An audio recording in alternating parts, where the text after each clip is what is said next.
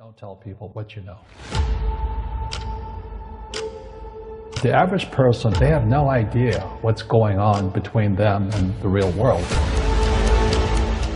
The more control they have over money digitally, electrically, the easier it is to do that. It's the greatest fraud that's been perpetrated on mankind this century. What do you tell people to do with their money, how to be aware of money, and how is money used in a similar way as a psychological tool? Money doesn't really exist, it's a theory. What are those guys doing? If you look at how the world's been acquired, it's been done by a banking scam where you lend people money that doesn't exist. We call it credit. Why don't we learn about money in school? Because the government doesn't let us teach that subject. This is why you're f***ing poor! We're all outside jumping around doing as they tell us. You know, you should save money. Okay, I'll save money. You should buy stocks. Okay, I'll buy stocks. You should put some money in bonds. Okay, I'll buy. We've been through a process of banks lending credit, figures on a screen, greatly in excess of what they have as assets, called fractional reserve lending. And when they can't pay it back, because often the banks have taken actions that have crashed the economy, like in 2008, the banks then get all the things they've lent money on, the real wealth of the world. And what's happened in this process of lending credit, getting the real resources when they can't pay back the credit, has sucked the wealth of the world, the real wealth of the world, into the hands of very, very few people, and left out there most of the rest of the population with something called money. And money only buys anything because we take it seriously. You know, if it's just a piece of paper, and this is the point, it's meant not even to be a piece of paper, it's meant to be purely electronic. And so we have this fresh air money that is worth something because the buyer and the seller believe in it, and only because of that. And the real wealth of the world has been sucked into the hands of a very few people by lending this scam called credit. Another interesting thing about this money situation is when you go to a bank and you say borrow £50,000, they'll type into your account £50,000 in credit. Where's the credit come from? Here. But you're not paying back £50,000. You're paying back £50,000 plus interest. The interest is never created, only the principal. Because people think that governments create money. Money is overwhelmingly created by private banks issuing credit. That's how so-called money comes into circulation. So, what this means is creating credit for the principal but not the interest is that at no point is there ever enough money, credit or otherwise, in circulation to pay back all the debt and all the interest on the debt outstanding. So people losing their homes and their businesses and their resources, etc., is built into the system on purpose. Now, when there's an expansion of the money supply, an expansion of money in circulation, Peter paying Paul, that seems, you know, to hide it to an extent. But once you squeeze the money supply, you take money out of circulation, it becomes obvious that there's nothing like enough money in circulation to pay back all the debt.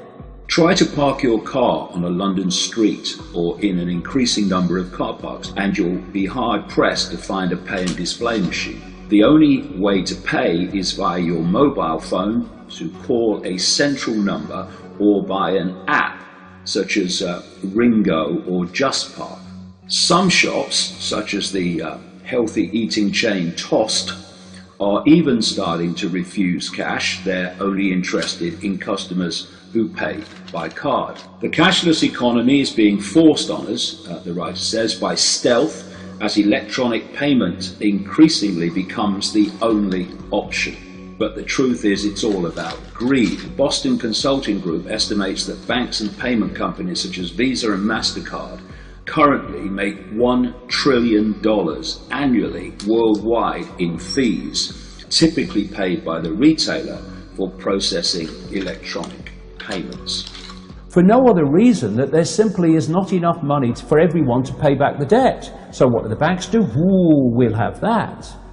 And this has been going on for centuries, and they've hijacked the real wealth of the world by doing this. And the next stage, which is in my books from the early 1990s, is the cashless society. You know, I was pointing out, purely by knowledge of what this agenda was, that they were going to get rid of cash. And look at it. Cash is flying out of circulation. Some places like Sweden is almost totally cashless.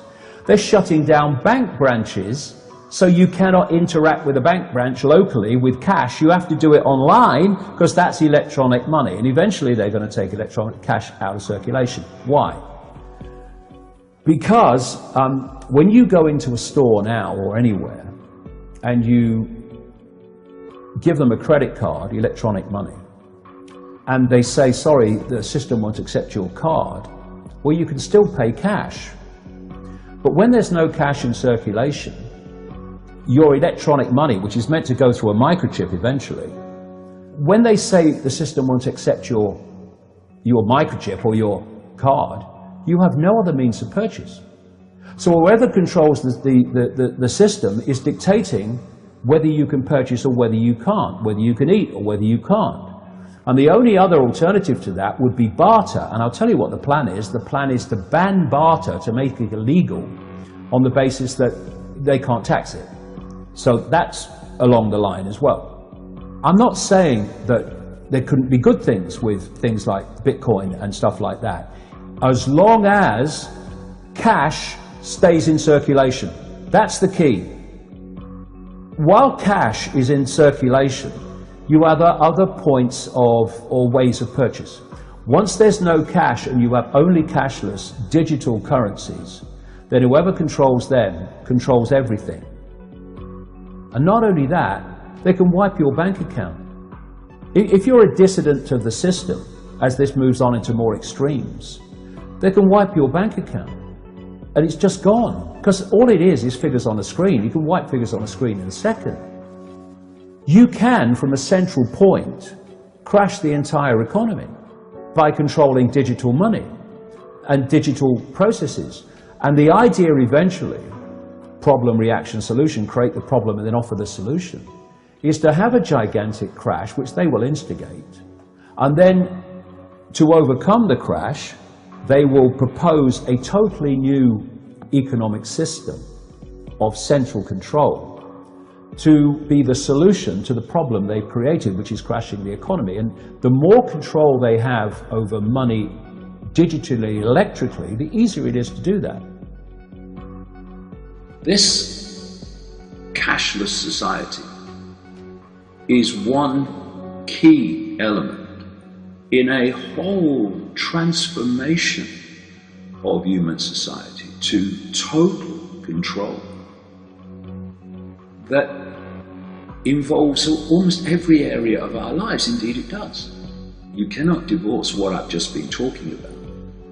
The manipulation to the cashless society and the microchipped human from the fact that our freedom of speech and our freedom of communication is being squeezed by the day. And Google, YouTube, owned by Google, Facebook, Twitter, who are increasingly openly, blatantly using algorithms to filter out information that the system doesn't want people to see. But we are in the midst now of a plan that's been going on for so long, way back beyond what people could even imagine possible, that is now breaking the surface where more and more people can see it. And yet still, you have the mainstream media, you have mainstream society that just can't see what is there, for goodness sake. Maybe what appeared to be crazy was actually true. And daily we are seeing that is the case. It really is beyond the time for humanity to wake up to the world they live in.